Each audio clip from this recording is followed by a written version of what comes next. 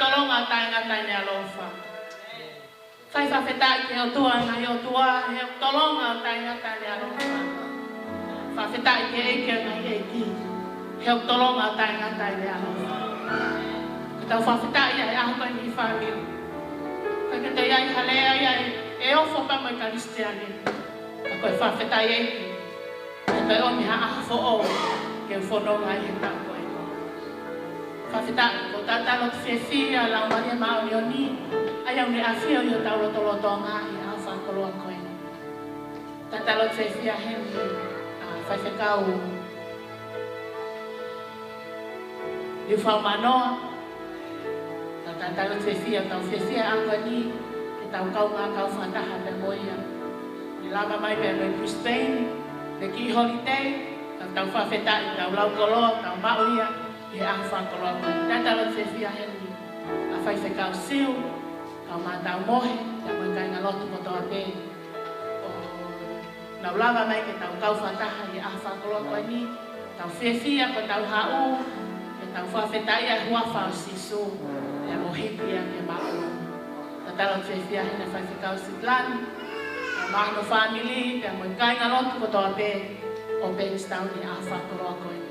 Ko tatalo whiawhia hina whaiwharea tangata, whaiwharea whawhine. Talavau pe koe whine mui. Au sia tau whanau he te whakoloa koe ni. Ta talo whiawhia ki motoru he a whakoloa koe ni. He whaianga lotu o mouia Kalaisi Bankstown he a whakoloa koe ni. Ta talo whiawhia ki motoru kotoa pe mo mea mai pe mi o pe. A pe tupe o ke mea mai ai he whaianga lotu koe ni. Mau talo whiawhia koe he a whakoloa koe ni.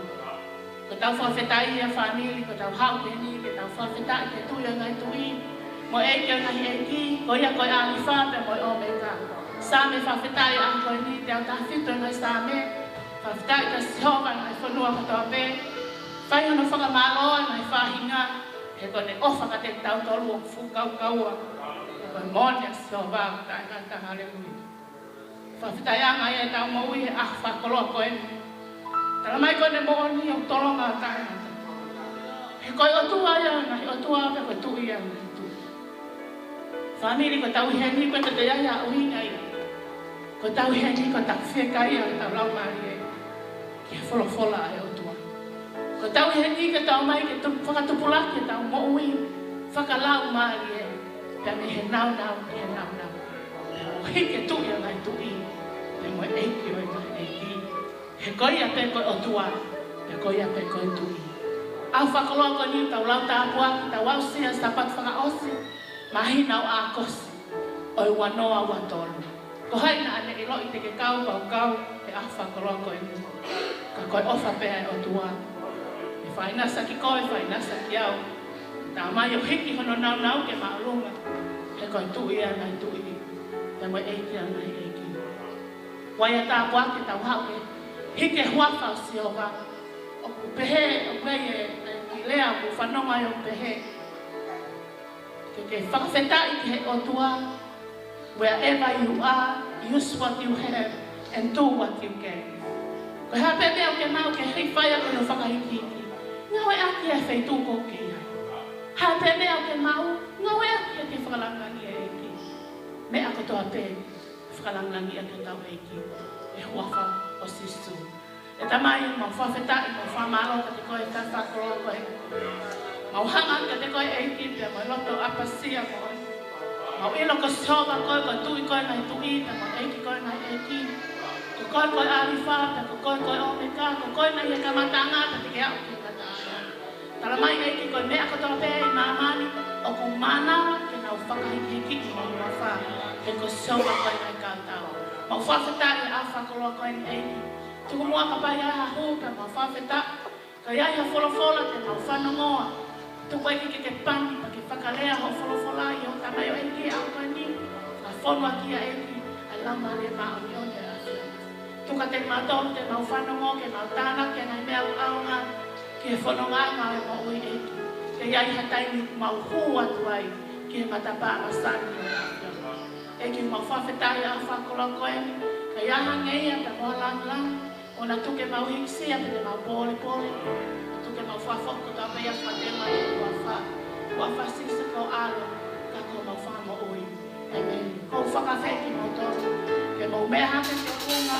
Kore ke kau tā mea ke nā wami a hira whawhetai. Ke mua hira hū. Ke tau hū aki ke otu au a whakuroa koe ni.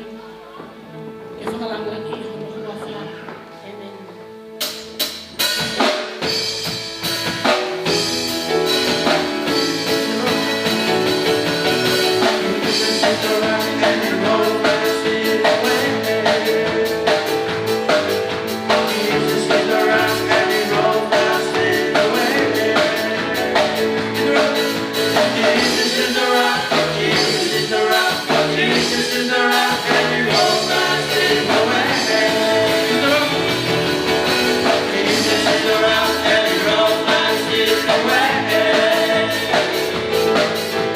Jesus is the rock and he rolls my sins away.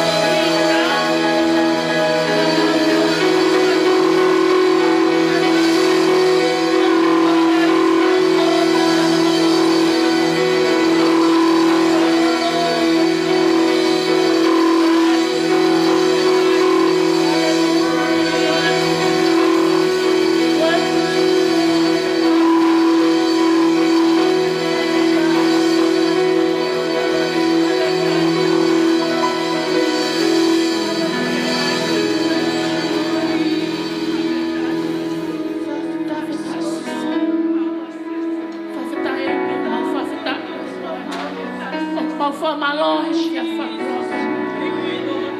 Hange ko sa mena mo sa me ai. Mau hiki ho hua whake mahunga. He ko atua pe a he fia na. E ki mau whawhetai he fia whakaro ni.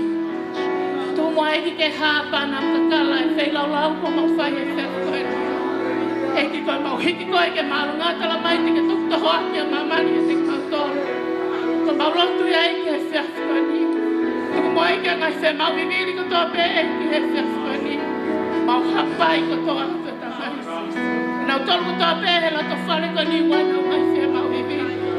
Wai ngai mak whakasino, mau rotu e huafa sisu. Tuku eki ke nau e rera pa ke nau huko nau tau atai na huafa sisu. Eki koe mau rotu ia nau tolu whai mau he ngai whamili.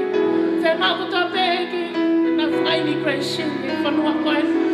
Mau kore tala mai o wholofola. Ka whakawa e matapā ki a tā hei kai matata tene tā puni. Ka ke tā puni eki hei kai matata tene whakawa.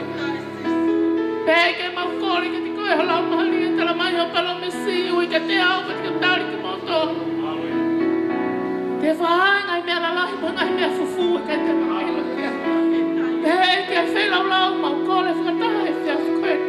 E ngai whea mau viviri ka tō pē, ngai whea mau whakapaanga eki mau kore ka te koe koe o tua koe whakaita mai ko sihonga siaila koe. Koe o tua koe whakakakato pa ke whakai pa ke tokonaki mea. Maki mau tolu e taimi ana ko tolu. Eki mau whawhitai ko koe ka tui e ngai tui. Ko koe koe eki o ngai eki. Mau hapai ko tō atu eki e whailau lango e whiawh koe. Hapai atu ka peke o nima o wha. Mea pēr mau kore eki o na whai ko mau tō. Whai peho o whina ngaro. He lotu pa mai hua, mau whai he whiawh koe. Kai hangei a ka moho lang. E whawhitai mau whai a koe. Mau whokpe e te waka ua wha. Siawa koe ngai kautau. Ua wha sisu ko alo kaku mau wha mua. Amen. Whawhitai keiki. Lawai hoa pa mai whawhitai e whia whakoloa koe. Tawa ke o tua. Kene whakai, kene whakakato mai whi mako tō pe. Pea ke ana pe ai ia pe moe lanangi. I he whia whakoloa koe. Ko ange whaiga mariko ni. Te rita, kene hoko tai koloa.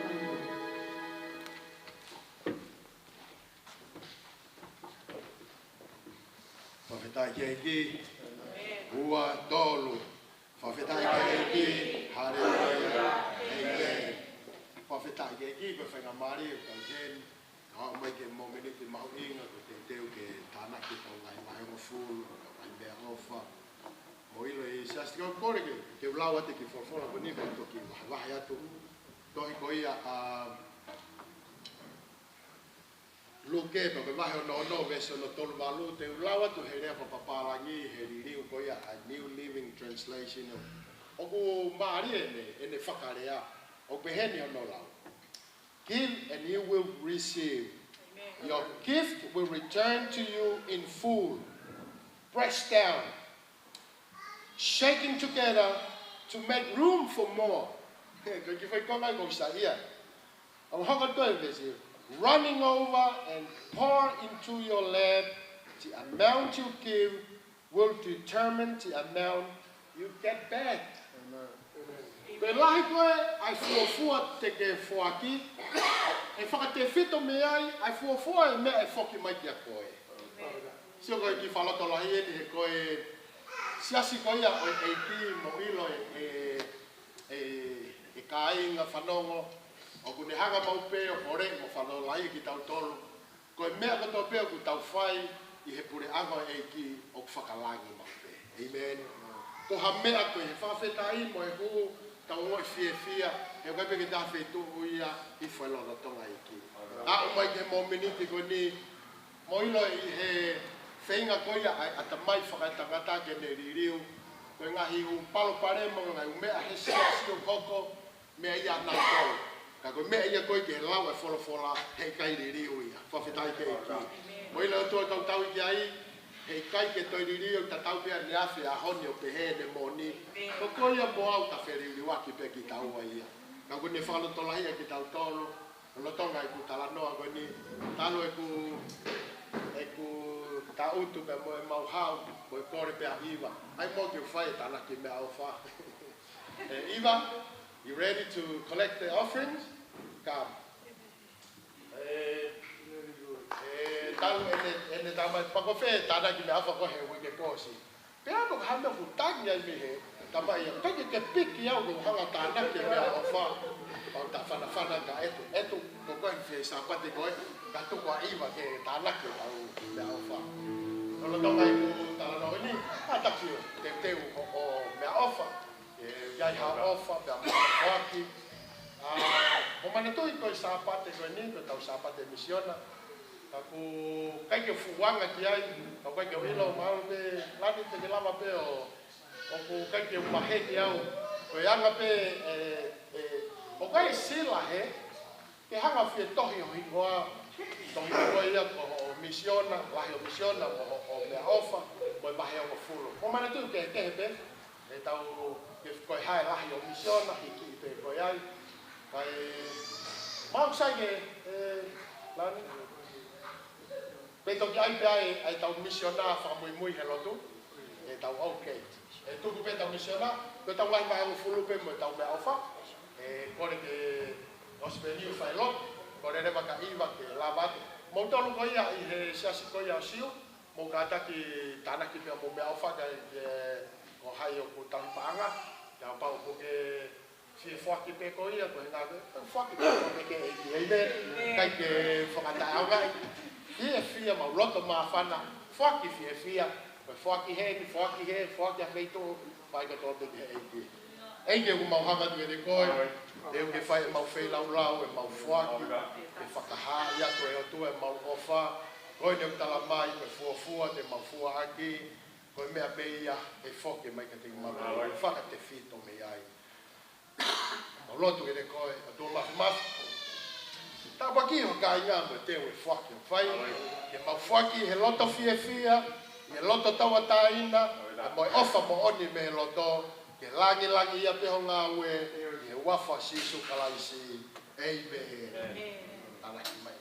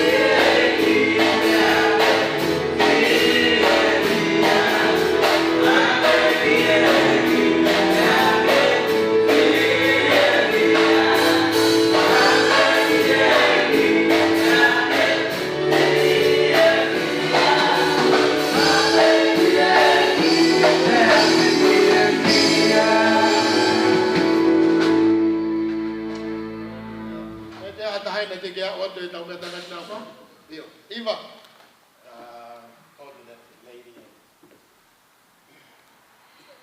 Lotong ai ko ne whakahoko mai, kore kare, te teo mai pahalo koe nai te.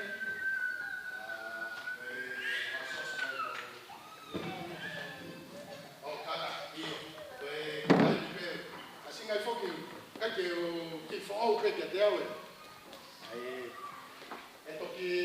Toki whai pe e repi e nau ki ai te mi he konga koia e tau misiona. Ka koe mo kataki te tau hopa atu ke tau ki whanongonongo. Koe katonga whanonga ke tau whanongongo ke yanga maheni ai pe. Koe tusi pe, koe sumuia ai aumeni. Te whia e makai a pou, asi bai ke sumu. Te peke asi basi. Kapai sa asu na asi mai ai pālo ke e te kaisa ka me whaafeta. Ka sa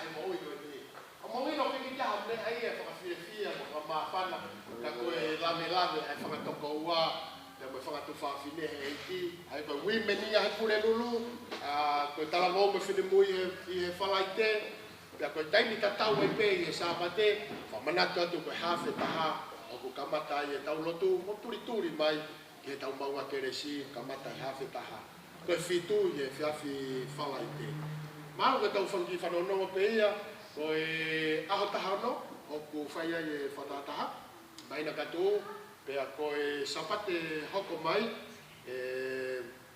ko e ma ko sapate tabai a seria ni e toki whakahoko atu pe, a tau whaki programa make e whamanatu. Neo na tau os whamanatu, e sapate tamai, ka toki whakahoko atu pe i he wike koe ni tau hanga mai, o hanga mai. Ko e maha tau whaki whanonongo pe ia, ka te ai ha whanonongo e tau mia, e toki hanga e Faifekau, o Texan ke Moton, ka mo whamanatu atu. Pea ko e osi koia o e tau maunga keresi e hoa tānu, mau tai mai ke tau fewa mai ake ku ai pe mahalo ki loko ai kainga ke tau pe ia hameia e mahu ingai e siasi ko tau henda to lua ke tau fewa mai ake mo folo au puri wike ina foi ni tau popolano ia ko ele ko la yang e tau feo ia ki ko ne to pulaki e ki he tau mo amen e lo ka go fe tau lak ta kai halo ngai fe tu ke tupulaki ngai umea ke he ia kai fai he fo e ki ia ke lo ka tau tupulaki pe fa ma fana na fa fia tau fia e ki tau fia ha o ke e ki amen ka ke lo kai ngata ai na tolu ko na loto si e ki ha ke na loto na tolu ko na ki kamata ko ke na ki fa holo mui na to ki alu ki moa na tolu ko na ki kamata afe na to ha ko mai alu hangaton e ko ya anga ai tau fia hi o pe he ka ke o ko ofala e ke motol o manatui mau inga lahi au pito ai turi mai ke tau lahi tolo kalama ke tau lahi tutuni o whakahauko ate mahalo koe tau lahi whanonongo peia ako kore ke whangamari ko ni tau whawhe e tau tangata Malanga ko Liufau Manoa e te lihanga waiwahi koe tau tahia Pokore, tau pas-pasi ko toa sari-sari.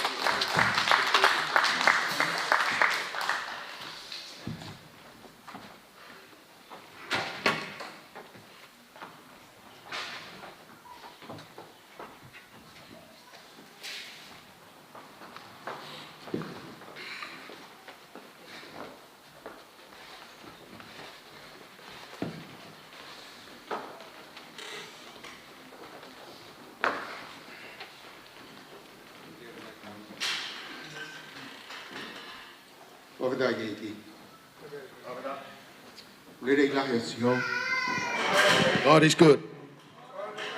Amen. Rere mau pesi ho vai time ko tope. Amen. Amen. Sai, kore pe ke mo kui ta hang ke to hai lot. Pa da mai mau fofita informalo ke Fiona. Praise God. Tai mahakurea eki aho afio yo mau loto nga.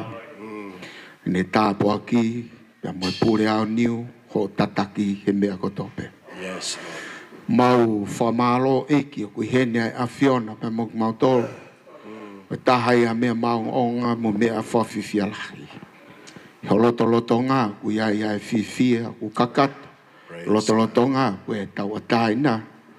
Ho loto nga eki o ia pe ai mo oni mo ala ofa i tain koto. Praise God. Eki koe mau lotu he hoa koen koe hui koe mau amanaki atu ke folofola ai a Fiona. Yes, Lord. Ki kaha tangata e tau kei ka koholau maari maononi pe. Koe hui kua ana e folofola pe mau whakawhi e ki holau maari maononi. Ke tataki aki mau toro. I poto mo whakakaukau pe mo ilo. Oku tau ke mau mahino i aki ai a Fiona. Tuku e ke mau moro mo i wae atu. He folofola ko ke teu ke tāpukina ko mau loto. Ko uhi ko tau mua pe mo kawenga mo ui whakaristiane o mau iai he mamani ko eni. Eike a lerei, a langlangi, a ngeia, mo whakamalo ko tō pe. Ma fa foka to be iki. Fa te unga ko a fio ya Kalaisi su ko mau iki pe mo mau fa mo ui. Amen. Amen. Amen. Fa veda ge iki. Fola ko o mi he. Hota ko ni ki tau. Popo a ko tau. Lau marie e ahoni o to oia pe me tohi ko ia a Rocky whakamatala me hoko e wahe ko ia hono ua hiwa pe mo e vesi hono ua fu ono hon fu ma wha. Well, the text of my message is taken from the book of First Chronicles, Wahe ua hiwa. verse 29. Chapter. Chapter 29 Pe mo e vesi tafa. and verse 14. Amen. Ka kohai au. Pea kohai a hoku kakai. Ke pehe ke mau wha atu mea peheni I he fie whai. He oku mea te koe ai mea koto pe. Pea ko mau atu pe kia te koe me he mea oku a au. Amen. Let me read it. First Chronicles 29:14. I'll read it from NIV. It says, "But who am I, and who are my people, that we should be able to give as generously as this? Everything comes from you, and we have given you only what comes from your hand." Ka venga ko ia o e whiawhini ko e lau maari o e whaki pe ko loto o e whaki. Well, the theme of my message says, the spirit of giving. Whawhira ike. Praise the Lord.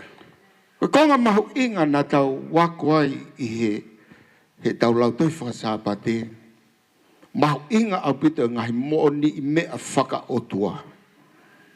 Well, the importance, the most important part that we have been talking about in our Sunday school is all based in the principles of God. Whekau aki pia moe mea koe whaki. This is relating to about giving to God. I he wholofola koe ku omi he whiawhini ke ta wako pe me ai. Ko ha toko taha na ane whai ai uni mea o e whaki kai whatatau te whito ke lau maari to tonu o e whaki I he wholofola ai roto. Well, it's one of the basic reasons that we have been talking about giving. It's all about the spirit that we perform in terms of giving. Pe ko hataha ni na ne whai he rekoti o wholofola ha whaki lahi whakamana wahe ki he otua. Well, it records in the Word of God about a person who has given tremendously when it comes to give. Ura ki pia ke tau mahi no I koe otua wa ana ai mea ko tope. Well, the first of all, we need to understand that God owns everything. Pe I he lotu koe ni a Tevita. But you know, in the prayer of David, Koe whaki e ni ki he langa ko ia o tempare ai e whai I hono whoha. well, the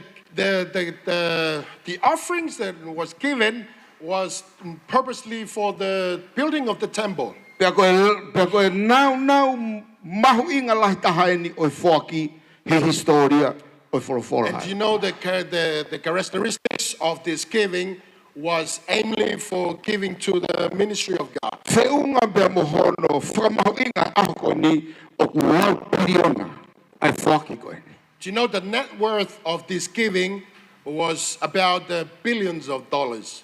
Silver, lau miliona. The silver was millions. Palasa, miliona. The price was millions. Mea ko tō pēna e, whaki koe hiko e langa koe ne tempare e Tevita, na e lau miliona pea piriona e koula. Do you know every offerings that they were given to build the temple was multi-millions? Ko lotu e ni na e whai Tevita. But here's David's prayer. Ko hai au, Who am I? ko hai a hoku kakai. Who are my people? Ke mau wha atu mea peheni kia te koe. So that we may giving like this to you. O atu he fie whai.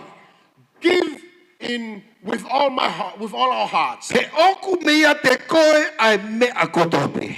For everything is from you. Pe oku mau atu pe kia te koe me he mea oku au. And we have given all from Faifekau. what you have given to us, Hallelujah. which belongs to you. Koe Amen. fuaki koe mea ai otua. Giving is who God is. Tamai David koe fuaki koe mea ai otua. Do you know, David says that giving is, it's all about God. Koe uhi he koe otua pe na iai ene mea ke fuaki. Because God owns everything to give. Nā ne aana ai siriwa ai koula He moi mama owns koe. silver and gold and all the things in Koe this world. tangata ku hawa ha mea ia ke fuaki. Yeah, but the kids, they don't have much to He nai give. hau ata pea. See, they come with nothing. Pe ai foki ata pea. And they will go back in return with Pe nothing. koe tā poki o tangata a ene mau. But you know, the blessings for humanity is when they receive. Koe tā poki o otua koe ne fuaki. But the blessings of God is to give. Hallelujah. Praise the Lord. Amen. Amen. Taimi koe ni ko hanga e David a furihi. But you know, during this time, David did a aim. Ko whai e David a mea whai e he otua. And David started to perform, you know, what God has done. Koe hui koe otua pe tau ke fuaki. Because only God who is worth to give. Hallelujah. Praise the Lord. Amen. Koe hui wa ana mea ko tope. Because God owns everything. Pēne ne malotu a David. And here's what David has. Taimi koe ke ala David a ke fuaki ke But you otua. know, as soon as David started, Nani pe ko hai au ai hala ata koa. and David even said this, Ko hai a I hoku am kakai nai hala ata hoku kakai. and who are my people? My people got nothing. Ke mau o atu e mea nā ke hanga hono whai mai We kia te will give mātolo. what you have given and what you Whawhenai ought to do. Praise the Lord. Hallelujah. O atu he roto fie For I will give based from my heart. Whutonga iange a roto ko ia. O tānoa ki ai. Ai sāme ai. We need to realize, you know, what Psalms have been talking about. Pea ku maha inga hangi o mena tau whanonga ai. He lau te whasapate. And it's really important, church, as we have been catch on our Sunday school. Ko roto. The heart, Ko lau maari. the spirit. Ko iau ku pūre he mea ko tope. That's what, you know, everything it's dominating in our life. Pa ko mea ni nai whiwhia tahai a tevita. And this is what David was Ke le hanga told, luki e kakai. Ke na whaki ki he otua. that he may call the people so that they can give to Ka God. lai tokanga tevita ke na whaki me loto o whiwhia. But you know, David wants them to know that they will give out from the Kai heart kau of ai whiwhia. happiness. What does it Ke mean whaki. when you give based from joy?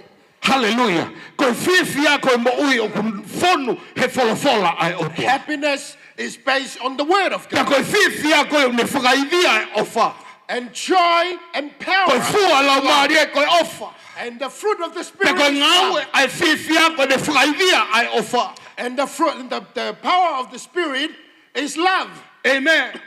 Kalanoa kia ne Praise maya. Pe ne maya. Ko mamalo hinga ai whiwhia e he eki. You know, Nehemiah even mentioned the joy of the Lord is my strength. Koe ofa koe koe kia e whiwhia. But you know the love that is no joy Koe in it. ofa e vai vai. That's a love. He koe whiwhia ku ne whakaivia ai ofa. Because joy and power is love. Koe whiwhia ku ne whakaivia ai That whaki. joy and power is to give. Pe koe mea ne tokanga ki ai a Tevita. That's why David was so passionate. Koe ui he koe keresina i ai a Tevita. Because grace, that's where David is. Hallelujah. Praise O the kui kai ko Tevita ia ko whawhakawa motoa. Pe koe lao na i ai ka na i he keresi. Was a not Tevita. based on the law and the Old Testament, but he was under the grace. Koe sā mea kui he whakawa whaoui. But you know, Psalms is in the New Testament. Koe ui he nei lea ai whawhala ai o tua he tohi ngā ue. Because you know, it's also mentioned in the book of Acts. Te toi langa ai whare o Tevita. I will rebuild the house of Hallelujah. David. Te toi Amen. whoki ma langa ai whare o I Tevita. will come back and rebuild the house Ai of whare David. o whakawhetai. The house of praise. Ai whare whakahikiki o The tua. house of lifting Ai up. whare o whaki. The house of Kia me he giving. loto whiwhia. From the heart of joy. Hanga e Paula.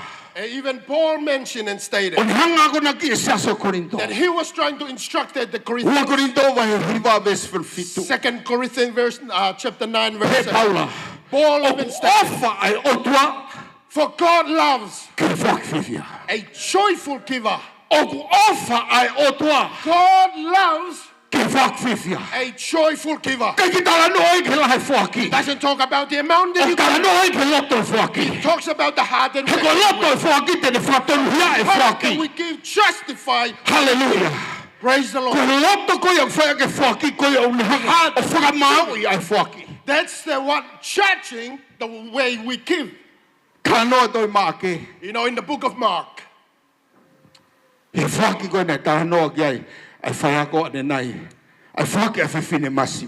we have mentioned in also the giving of this lady.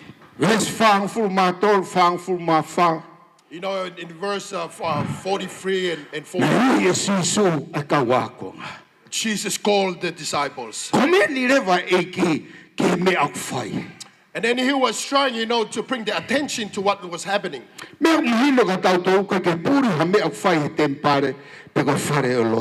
See, as we understand, nothing is hidden in the eyes of God that what happened.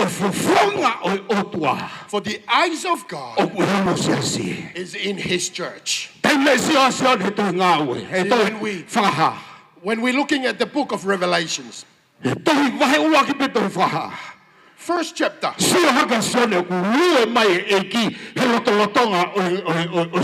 When John turns up and he can see that God was walking in the church. And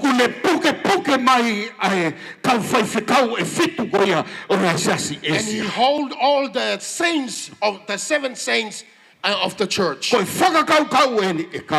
is the idea. You know that the face of God is in the midst of his church. You know, the face of God is in whatever church is doing. See, as soon as they perform, you know, the sacrifice of giving. And she came with only 2 pennies. And then she did the offering. You know, Jesus didn't even look at what the amount. She saw the heart that they do it with the giving. Amen. Praise the Lord. Because giving is from the heart. The result or the destination of your life. Hallelujah. Praise the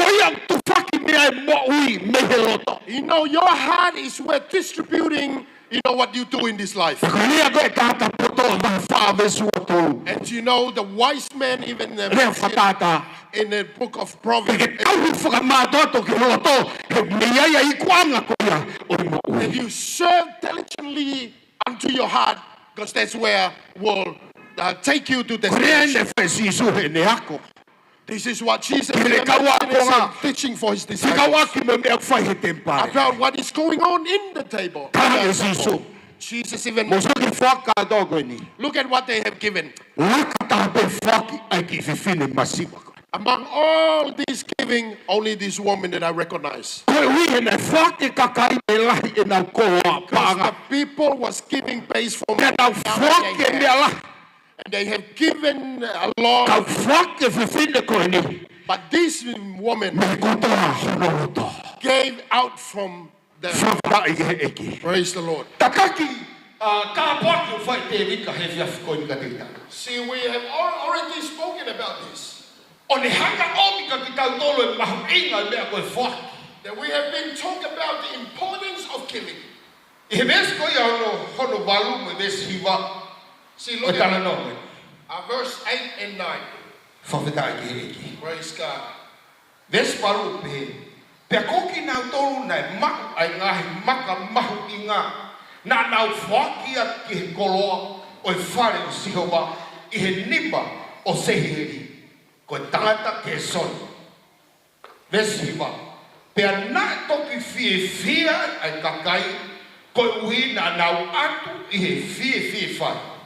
Pea I he loto anga ton, na nau atu loto le rei pe kia siho. Pea na e fie fok a Davida, ko e tui I he fie la. 1 Chronicles 29 verse 8 and 9 it says, anyone who had precious stones gave them to the treasury of the temple of the Lord, in the custody of Jehiel the Gershonite. The people rejoiced at the willing response of their leaders, for they had given freely and wholeheartedly to the Lord. David the king also rejoiced greatly.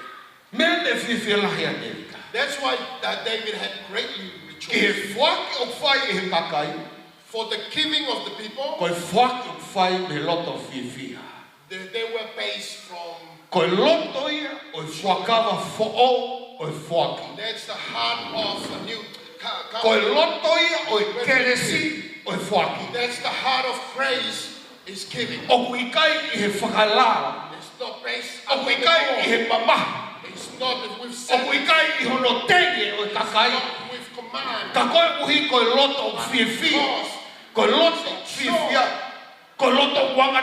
From the heart of joy and also from and all this heart of honesty is the word of God is full of the heart. Hallelujah. Praise the Lord. Amen. Amen. So you know when Jesus came and offered himself on the cross. See in Hebrew 12. This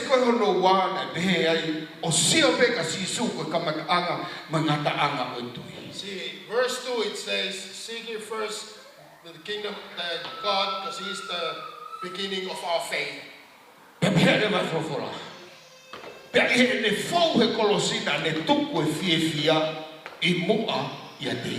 See, when the Bible stated, when he go through to the cross, he put the word in front of him.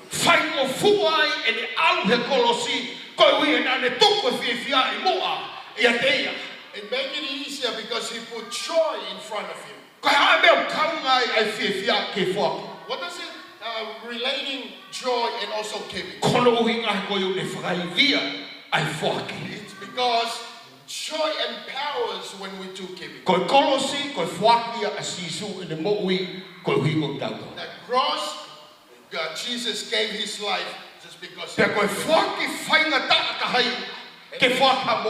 And that's a very hard give when someone is offer his life. And here is the thought. You know the circumstances that David was talking about.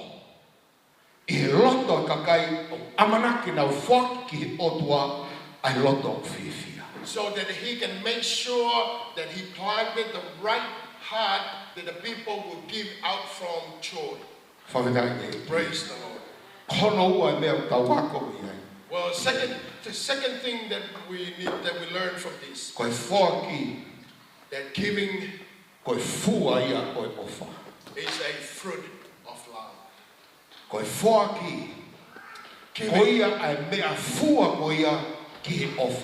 That's a measurement for love. Amen. Amen. Praise God. God so loved so much. He loved the world. How much? We literally don't really understand.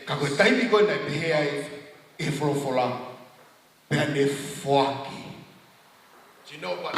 You know that part of the phrase that he stated, and then he came.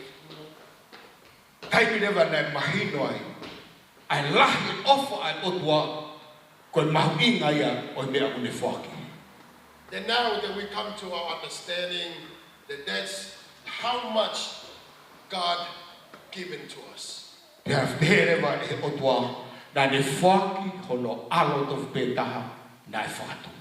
That God said he gave his only begotten son. That's how much he loved us. That he gave his son.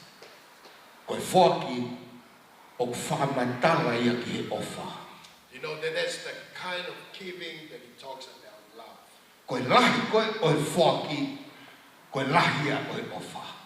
You know the measure of our love is how much that we want to give from our heart.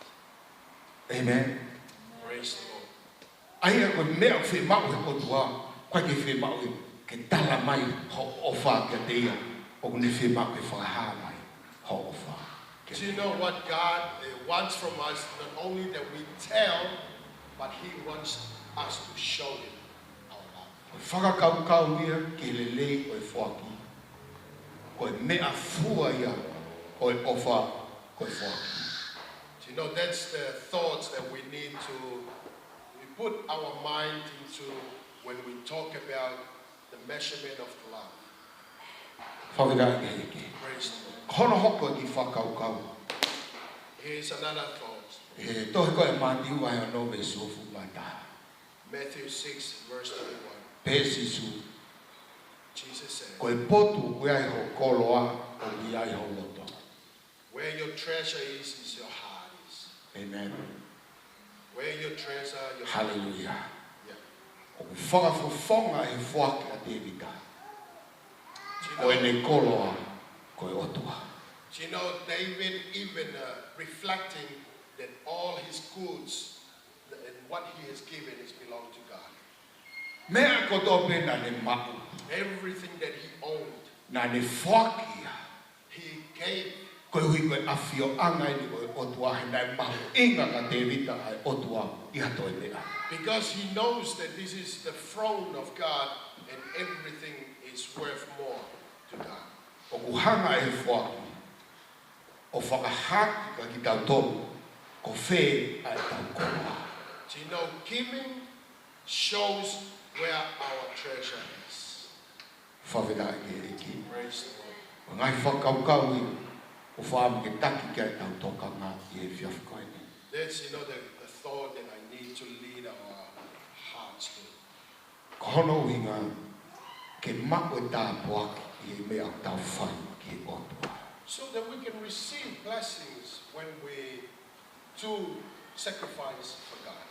Koe mea lelei au i te whaki ki otua. Do you know, giving is one of the most important good thing to do. Kau toi lelei angi ke mahu inga maari ai otua o wea tau wā pia mo tau to. But it's far more important than know that he knows that we have a relationship with him. Hanga e te vita whaha e te tau to. You know, David O kai ke lawai ke whamatala. David demonstrated that it's so remarkable and incredible to Ai us. otua I lahi ia I he mea kotope. How much, you know, superior God in everything that we do. Whamatala te vita te tau to. David Koe was otua o kua ana ai mea koto kotope. that everything belongs to him. Ia whamatala e te vita te tau to. Koe whaki o wha.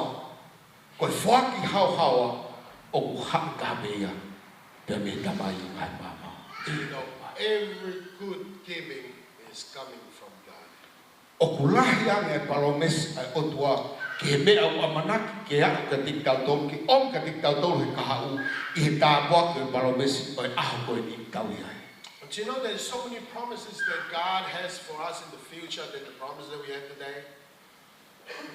Ko tāpua ki koe o e palomesi kaui ai he aho ni. Do you know the blessings of the promise that we have today? O mahulu atu ai palomesi ko tāpua ki ai o te kai ki tawa ki ai ka o te teu he otua ba te tāpua. But you know, the promise that we haven't seen yet is far more better. Ka koe tuonga koe kaulalaka atu ai mahu inga ia.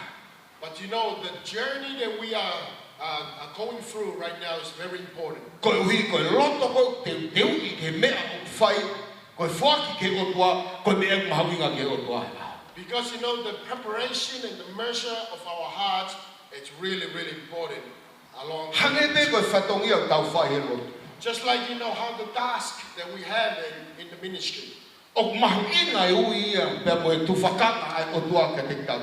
So you know the talents and also the call of God is really important to us. Kau toi mahu inga ai loto ko ma te teu ke mea koe o whai o ui ki taki ai e otua. But you know, it's also important the heart that we have to receive for the call for his ministry. Koe palomesi ka te tau. The promise for us. Ka mai te tau nofo whata mo e ki I nofo ai whakamau ke tau whamau e haa o whumau o Israel. That we will come under the great judgment, that we will judge the 12 tribes of the Israelites. Palomes maunga i o Karistiane. That's one of the most important promises. E nofo whakataha mo o tua i whamau anga o whamau i rea ka sisu e haa o whumau. That we will be seated together with God and judge the 12 tribes of the Ko tā bosu ko e palomes o i ahoni. The blessings of the promise. Taimi tau whai a loto totono. When we do it with the right heart. Pea whai a loto fie whai. With a heart of happiness. Te me tataki ki willingness. Ki he mea toi lahi. It will lead us to something more abundant. Ko whai totono he mea siki. See, when you're honest in small things, hanga o toa whakatanga tau tonu. Ke tau toi whai totono he mea toi lahi. then God will open the door so we can Father, be honest in so many great things. Amen. Praise the Lord. Hanga i dio taha pikina tato. May God bless you, church. Kai ngā bibi ua ke mōni mai a. Yeah, we have Ko no tau mo doubt ui koi ni ahoni. O tau wan i keresi mo tā poaki ai otua. that we are so blessed with the blessings that God has for us. Pakayaha mea mahu inga ka te tato. There's something really essential in our life. Ko tau whamahu inga i whoaki ai ofa whai otua ke te tato. That we put values on what God has given for us to steward. Ko hai au, Who am I ko hai au kakai. and who are my people? Ke mau whai ai me anu i roto whiwhi whai. For us to do this stuff willingly Ke mau whoaki ke te koe. so that we can keep Ai mea peia o a au peia. what is owned by you. Te tau me pe tau whoaki ha mea. Doesn't matter whatever you keep. Ok, ai otua pea mea ko tō peia. Remember that all these things belong to God. Whawhika i ke eki. Praise God. Ka koe ni tāpoki ke tāpoki tau tōnu. And His blessings. Ai ana he lea i toi koe aluke. Me ka mai whoaki pe whoaki ke te motor.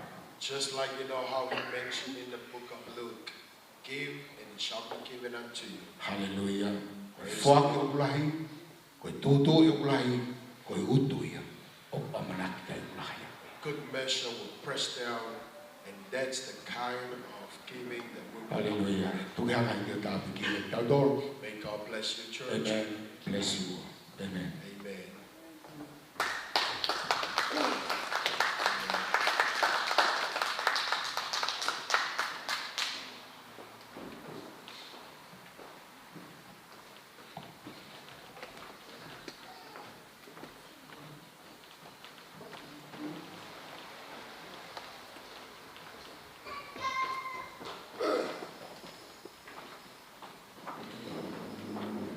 God is good.